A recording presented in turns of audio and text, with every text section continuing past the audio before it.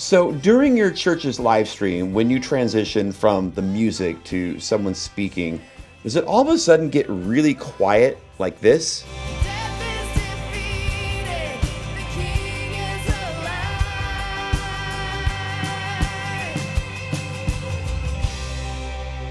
Amen. Let's celebrate him today, church.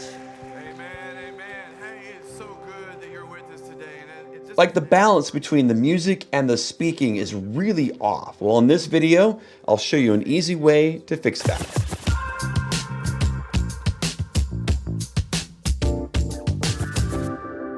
Hi, I'm Dave Dolphin at practicalworshipblog.com, sharing ideas, tips, and practical advice for the worship leader that has to do it all. If you're trying to figure out how to do all the little extra things that comes along with leading a worship ministry, like understanding the sound system or how do you lead a band rehearsal, hit that subscribe button and the little notification bell right next to it, and we'll be here to help every single week with new videos. So this is assuming that you only have one person that is mixing live audio for the room, but you're also using that mix to go to your live stream for Facebook or YouTube. The music's at a comfortable volume, but whenever someone gets up to like do announcements or to pray, or when your pastor gets up to preach, there is this noticeable change in the volume. It gets really, really quiet. So the people that are watching online have to max out their volume on their laptop or their phone or whatever they're using to watch the service. And even then, it's not enough. They still have a hard time understanding what the person is saying. And then when you switch back to the music, it's blaring everyone smack in the face. So the reason that this happens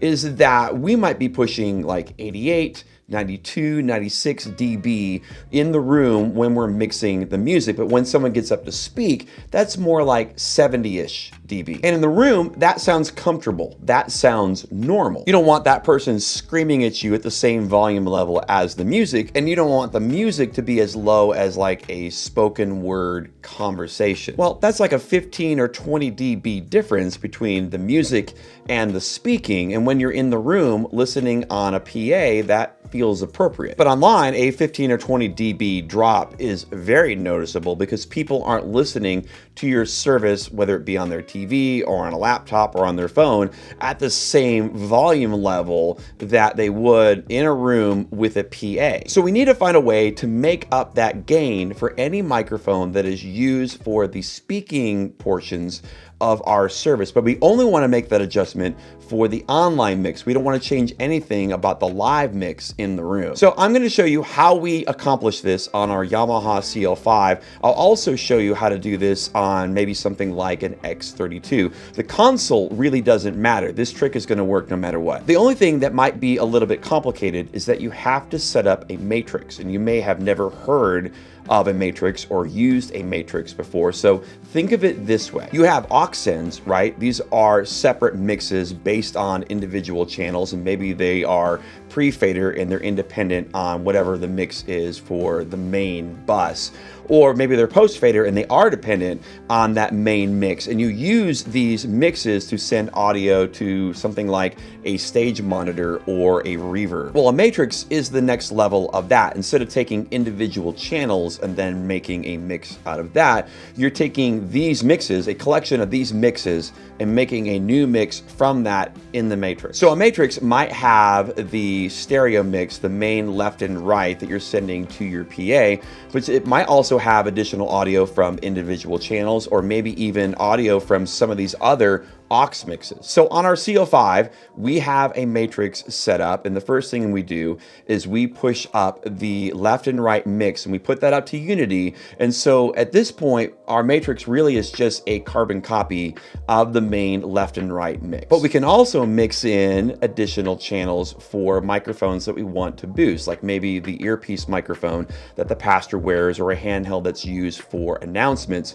And what that does is audio is already coming through. Some of that source is coming through the main left and right. It's part of that mix, but you're adding additional information of that microphone by boosting up this channel into the matrix. We even include playback sources like ProPresenter, like when you run a video, or maybe pre and post music coming off an iPad, because those sources need to be boosted as well. And you want to make sure that all of the individual channels are set to post fader in the matrix so that when it's off in the main mix, it's also off in the online mix. And when it's on in the main mix, it is a percentage of whatever the volume is in the main mix into the matrix, just like you would set up a reverb or a delay aux in. So with a pair of headphones, I just push up that individual channel in the matrix, and I keep doing that until the balance between the music and the speaking seems about right. A couple things just we want to share with you is one is we want to connect with you, and we want you to know what God is doing here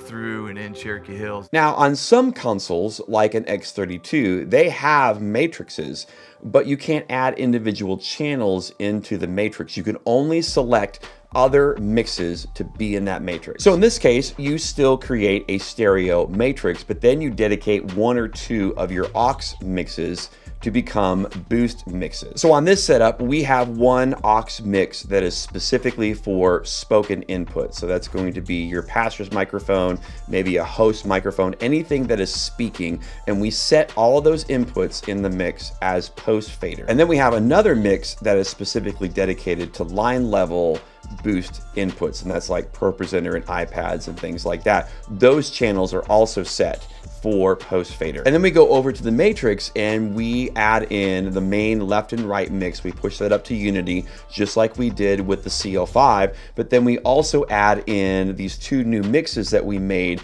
and we put that into the matrix as well. And now the matrix becomes our broadcast mix. We route the audio from that to our live streaming rig. Now, balancing the audio between the spoken portions of your service and the music is just one component when it comes to creating a great online audio mix. And if you want to see how we use tricks like reverb and panning and adding in additional room mics, check out this video right here. This one's pretty good as well. Choose one of those videos and I'll see you in the next one.